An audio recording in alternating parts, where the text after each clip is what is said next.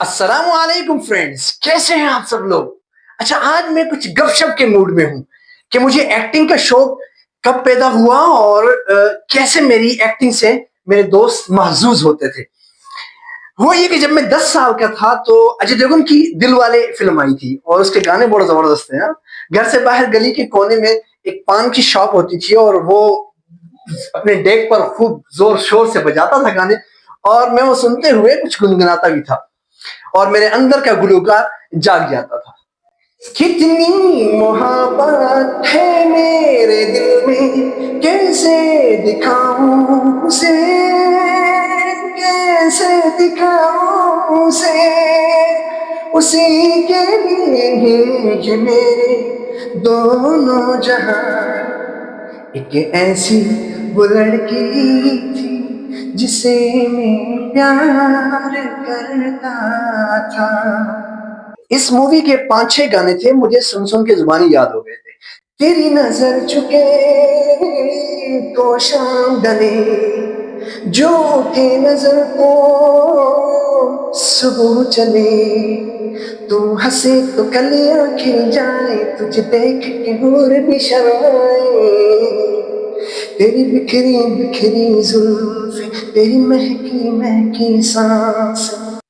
यहाँ से मुझे मदरसे में दाखिल कर दिया गया और मैंने कुरान मजीद की तिलावत से अपनी सांसों को महकाना शुरू कर दिया।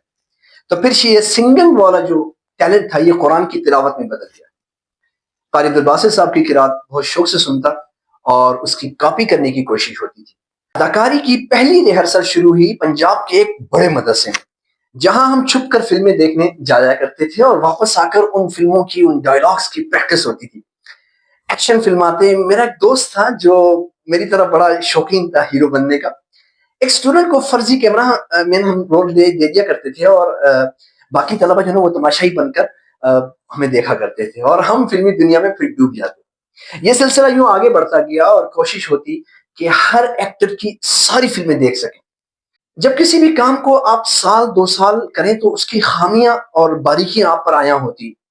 फिर ऐसा होने लगा कि इंडियन पिक्चर देखने के बाद उस पर हम तबसरा करते कि इस सीन को ऐसे पिक्चराइज किया जाता तो ज्यादा इफेक्टिव होता। हमें एक दफा फिल्म देखने पर बहुत मार पड़ी। ये एक दिलचस्प कहानी है, फिर कभी सुनाऊंगा।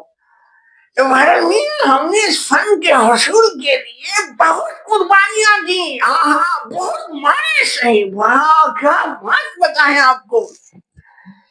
एक्टिंग के ये असबाक मैंने कई सालों के मुशाहिदात और अपनी परफॉर्मेंस के तजर्बात से अखज की हैं। ये महज फन नहीं है, ये एक जिम्मेदारी है।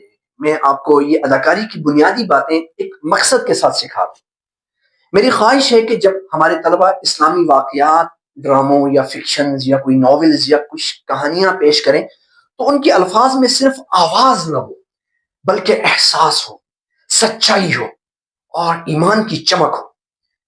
जब वो कोई किरदार अदा करें तो नाजरीन के दिल गवाही दें कि ये सिर्फ मंजर नहीं बल्कि हकीकत का अक्स है।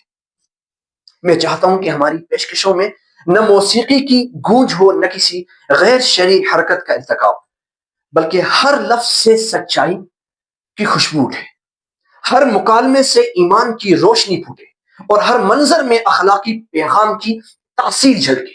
असल अदाकारी वो नहीं जो नजरों को बहला दे, बल्कि वो है जो दिलों को बदल दे, जो रूह को झकझोर दे और ईमान को ताजा कर दे। कभी आपने सोचा एक मुझे हुए कामयाब एक्टर की कौन सी अदाएं या तरीके उसे दूसरों से मुनफरिद बनाते हैं? मैंने 2-3 बातें नोट की हैं जिन्हें मैं आपसे शेयर करता हूं। चैनल पर नए आए तो सब्सक्राइब करें और वीडियो को लाइक शेयर जरूर करें। मेरा नाम है sir Iftikhar and you are watching speak and act. आपकी आवाज से पहले आपका जिस्म बोलता है। आपका खड़ा होना, आपका चलना, रुकना और इशारात, ये सब सामईन को बता देते हैं कि आप कितने पुरएतमाद हैं। तो पोस्चर, बैलेंस और स्मार्ट मूवमेंट सब काउंट किए जाते हैं। जितने अदाकार स्टेज पर आते हैं तो वो आने के बाद सबसे पहले अपने वजूद को स्मार्ट तरीके से प्रेजेंट करते हैं और आपकी खामोश मौजूदगी भी बोलती है। अगर आप सीधे खड़े हैं तो लोग आपको सुनने पर तैयार रहते हैं। जब आप खड़े हों तो कंधे सीधे रहें, کمر جھکنے نہ دیں اور وزن دونوں پاؤں پر برابر رہے. آپ کا پہلا تاثر first impression is last impression. اپنے سامنے آئینے میں کھڑے ہو کر یہ چال چلے. تو پہلی بات یہ ہے کہ ایکٹرز اپنے پوسچر سے پہچانا جاتا ہے. پوسچر اور جسچرز پر بات پہلے پبلک سپیکنگ کورس بھی ہوئی ہے, آپ وہ ویڈیو دیکھ لیں. ویسے پوسچر کا مطلب ہے آپ کا جسم کیسے رکھا ہوا ہے, کھڑے میں یا بیٹھے میں, یا اس حالت میں آپ کے کندھے, کمر اور گردن, ٹانگیں درست انداز میں ہیں یا نہیں.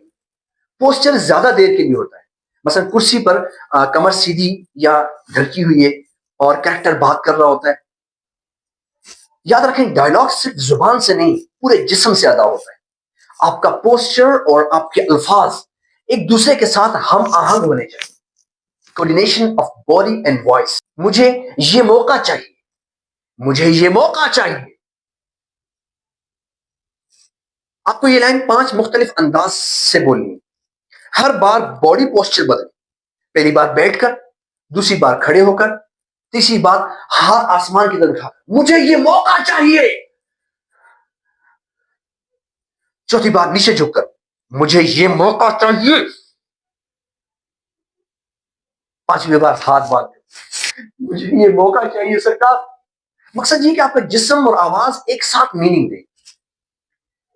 دوسرے نمبر پہ جیسچرز اور ایکسپریشنز, یعنی آپ کے حرکات اور اشارات کیا کرتے ہیں. آپ کے ہاتھ, باڈی موومنٹس کے علاوہ آپ کے ہاتھوں, بازو, چہرے یا سر کی حرکات جو بات کو مضبوط یا واضح کرنے کے لیے استعمال ہوتی ہیں, یہ زیادہ ڈائنامک ہوتے ہیں, یعنی بدلتے رہتے ہیں. مثلا ہاتھ ہلا کر سلام کرنا, بات کرتے ہوئے انگلی سے آپ کو اشارہ کر رہے ہیں, کل ہم وہاں گئے تھے.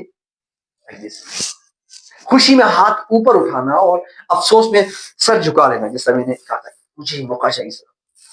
آپ کے ہاتھ صرف ڈیکوریشن نہیں ہے, یاد رکھیں یہ آپ کے لفظوں کو معنی دیتے ہیں. اگر آپ کہتے ہیں I'm happy, I'm happy یار, I'm happy, تو آپ کے چہرے پر اسمائل ہوگی اور ہاتھ آپ کے کھلے ہونے چاہیے. میں ایک جملہ بولتا ہوں, آپ سب اسے جسچر کے ساتھ ادا کریں. I'm so excited, I'm so excited. Number 3 پر ہے بیلنس اینڈ انرجی فلو, جو اکثر ایکٹرز اس کے اندر اس ردم میں گھس جاتے ہیں اور بہت اچھے طریقے سے پرفارم کرتے ہیں. آپ کی حرکت ہمیشہ سموتھ ہونی چاہیے. جھٹکے دار یا بے جان حرکت جو نا یہ سامعین کی توجہ ہٹا دیتی ہے.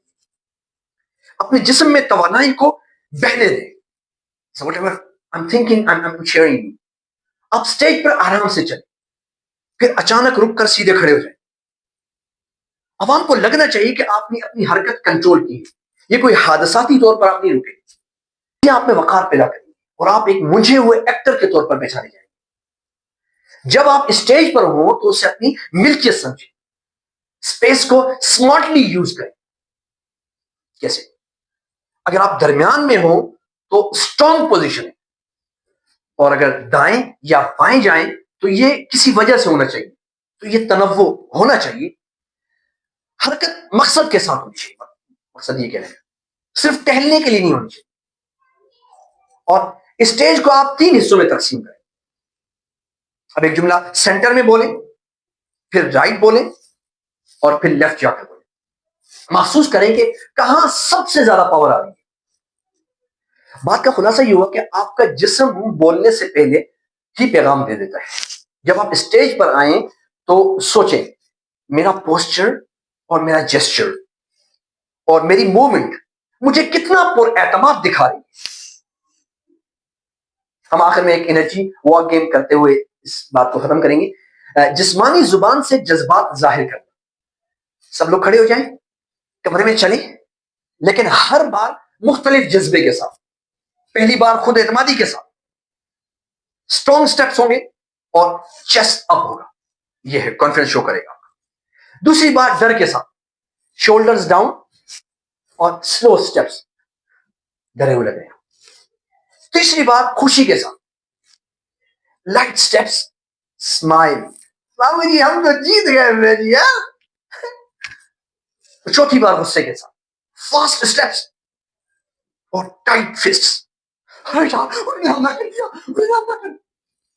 دوسرا, آپ نے آج کے سیشن میں دیکھا ہے کہ اداکاری صرف چہرے کے تاثرات یا مکالموں کا نام نہیں بلکہ یہ احساس، جسم، آواز اور نیت کا مجموعہ ہے۔ ایکٹر وہ نہیں جو منظر کو دکھا دے، بلکہ وہ ہے جو منظر کو جلا دے، ایمان، اخلاق اور شعور کی روشنی دے، ہمیشہ سچ بولنے والی اداکاری کرے، کیونکہ سچی اداکاری وہ ہے جو دل کو چھو جائے اور دیکھنے والا کہہ اٹھے یہ فن نہیں، یہ پیغام ہے، یہی ہے ایکٹنگ وتھ پرپس۔ اللہ کرے آپ کا ہر لفظ روشنی بن جائے اور آپ کی ہر پیشکش سے دلوں میں ایمان کی خوشبو پھیل جائے۔